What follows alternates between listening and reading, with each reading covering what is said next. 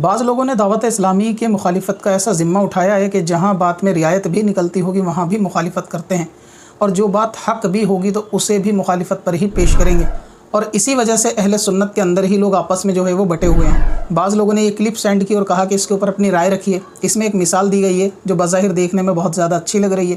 آپ پہلے ایک کلپ سنیں۔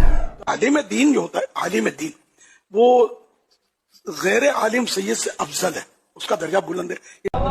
میں انہیں عالم بنا کر واپس کر دوں گا، اور میں تمہیں 100 عالم دیتا ہوں، ایک سید بنا کے دے دو۔ یعنی پہلے صحابیوں میں افضل ہونے کی بحث تھی، آج کل عالم اور سید میں افضل ہونے کی بحث ہے، جبکہ اس کا فیصلہ اللہ تبارک و تعالیٰ نے قرآن مجید کے اندر پہلے ہی فرما دیا۔ اللہ تعالیٰ قرآن کے اندر ارشاد فرماتا ہے قُلْ هَلْ يَسْتَوِي الَّذِينَ يَعْلَمُونَ وَالَّذِينَ لَا يَعْلَمُونَ، یعنی عالم اور جاہل یہ برابر نہیں ہو سکتے۔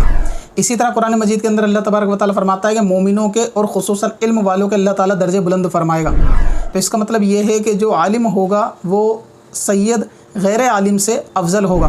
اس کا فیصلہ امام اہل سنت نے فتاوی رضویہ شریف کے اندر بھی فرما دیا ہے۔ بعض لوگ اعلیٰ حضرت کا نام تو لیتے ہیں لیکن ان کی ماننے کو تیار نہیں ہوتے کہ اللہ تبارک و تعالیٰ کے نزدیک علم کی فضیلت نسب کی فضیلت سے افضل ہے، اور یہ میر یعنی سید صاحب اگر عالم نہ ہو، اگرچہ صالح ہوں یعنی نیک ہوں، آج کل کے عالم سنی صحیح العقیدہ کے مرتبے کو شرعاً نہیں پہنچ سکتے۔ یعنی اللہ تبارک و تعالیٰ کے نزدیک علم کی فضیلت زیادہ ہے نسب کی فضیلت سے۔ باقی سید کا مرتبہ اور اس کی اہمیت فضیلت وہ ایک اپنی جگہ الگ ہے، لیکن جہاں عالم کی فضیلت ہوگی وہاں اگر دونوں میں کمپیئر کیا جائے گا تو عالم کی فضیلت ہوگی۔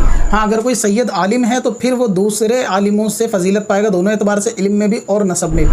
اور رہے گا یہ مثال کہ آپ 100 جاہل دو تو ہم عالم بنا دیں گے، ہم 100 غیر سید دیتے ہیں آپ ایک بھی سید بنا دو، تو اس کا آسان جواب یہ ہے کہ اگر آپ کو ایک غیر سید عالم دیا جائے اور 100 سید جو عالم نہیں ہیں دیے جائیں تو آپ اپنی مسجد میں جمعہ کا امام کس کو مقرر کریں گے؟ اگر ایسے کسی شخص کو کہ جو علم نہیں رکھتا، نماز نہیں پڑھا سکتا اور وہ سید ہے اس کو مقرر کریں گے، یا پھر وہ جو سید نہیں ہے لیکن عالم ہے اس کو مقرر کریں گے؟ اور اگر آپ غیر عالم کو مقرر کریں گے تو کس بنا پر مقرر کریں گے؟ اگر علم کی بنا پر طے کیا جائے گا تو وہی تو مسئلہ ہے کہ علم ہی افضل ہے۔ بلکہ روایتوں کے اندر یہ بھی ملتا ہے کہ جس کو اس کے عمل نے پیچھے کر دیا ہو وہ نسب سے آگے نہیں آ سکتا، ورنہ تو امامت کا مسئلہ ہی ختم ہو جائے گا، لوگ کسی بھی سید کو امام بنا دیں گے چاہے انہیں نماز آتی ہو نہ آتی ہو۔